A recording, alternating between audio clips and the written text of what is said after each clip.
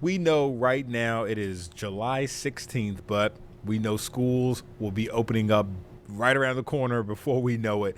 We know a lot of parents, you guys are probably itching to get ready to get your kids back in the classroom. Kids are probably dreading it. But we know buying back to school supplies can be tough for some families. So we want to bring in Chief Economist and Executive Director with the National Retail Federation, Mark Matthews, with us to kind of break down a new annual survey that was just released from the National Retail Federation when it comes to people getting ready for back to school shopping. First off, Mark, thanks for taking some of your time to speak with us this morning. Absolutely, Matthew. Matthew, thank you so much for having me. Yeah, no problem, no problem. I guess first off, kind of tell us what is the survey finding this year as families kind of prepare for that back to school shopping. Yeah, so it has been a really strong start to the back to school season.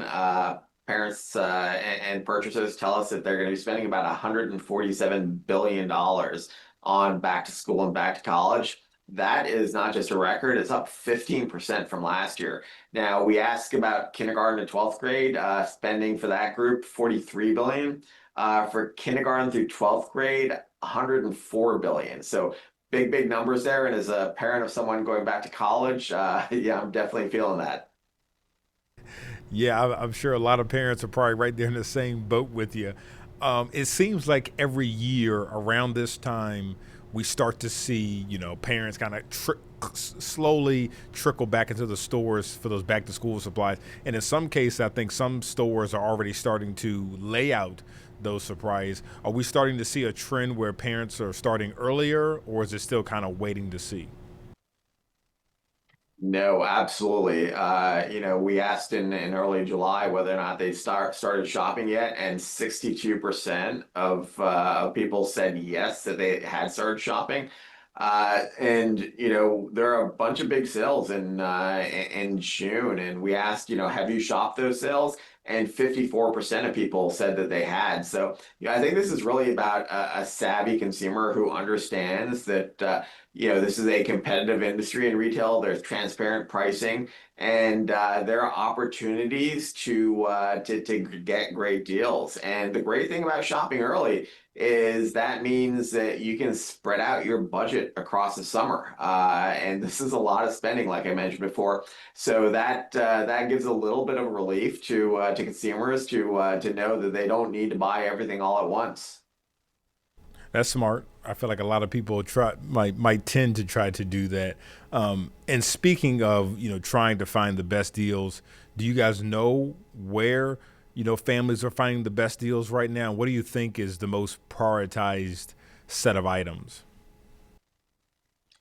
Yeah, in terms of the most prioritized set of items, the biggest spending is happening on electronics. About 40 billion in total being spent for electronics across K through 12 and college. So that's the real big ticket item. They're also spending on things like apparel and shoes for back to college, on dorm furnishings and then clothing.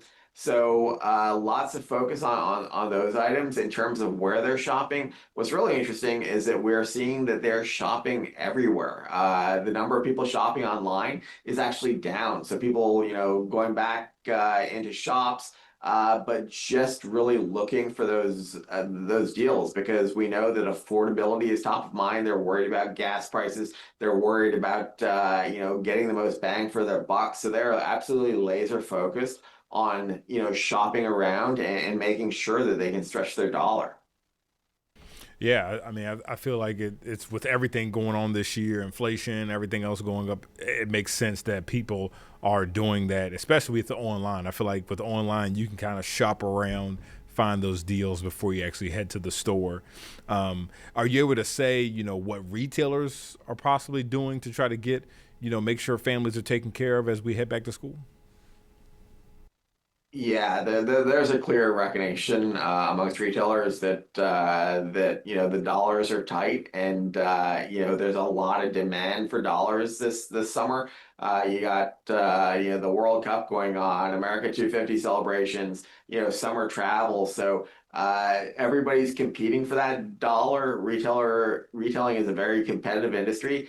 So they understand that to get people to come shop with them, they have to offer really, really keen pricing.